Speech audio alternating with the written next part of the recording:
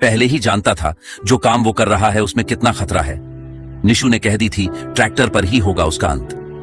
निशु देशवाल के चाहने वाले की आंखों से आंसू नहीं सूख रहे। निशु देशवाल की शादी को अभी 1.5 साल ही हुआ था। घर वालों ने निशु की शादी 21 को उम्र में ही कर दी। अभी 6 महीने का बेटा भी हो चुका था। निशु अपनी जिम्मेदारी को भी बखूबी समझता था।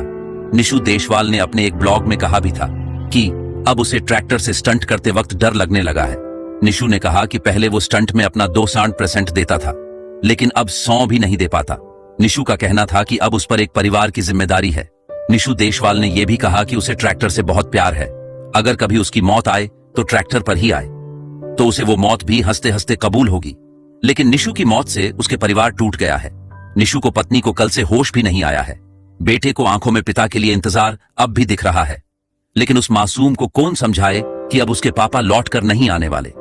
जिस ट्रैक्टर पर निशु देशवाल को खुद से भी ज्यादा भरोसा था, वही निशु के लिए मौत का कारण बना। घर बड़े भाई से कहकर निकला था कि आज कुछ बड़ा धमाल करने वाला हूं, लेकिन किसी को शंका नहीं थी कि आज निशु का आखिरी दिन है। निशु परिवार में सबसे छोटा था। उसे ट्रैक्टर पर स्टंट करने का बचपन से ही शौक था और उसके पापा ने उसे शौक पूरा करने के लिए स्पीकैल ट्रैक्टर लाकर दिया था, जिसे निशु ने अपने हिसाब से मॉडिफाइड करवाया। और उसी ट्रैक्टर को वजह से निशु के यूट्यूब पर 13 लाख सब्सक्राइब थे, जिन्हें निशु अपना परिवार मानता था। लेकिन यही स्टंटबाजी के चक्कर में लोग इस हद तक गुजर जाते हैं कि कभी कभी वो उनके लिए भारी पड़ जाता है, और यही निशु के साथ हुआ। सोमवार सुबह भी वह स्टंट के लिए गांव के खुले खेतों में यमुना किनारे आया था।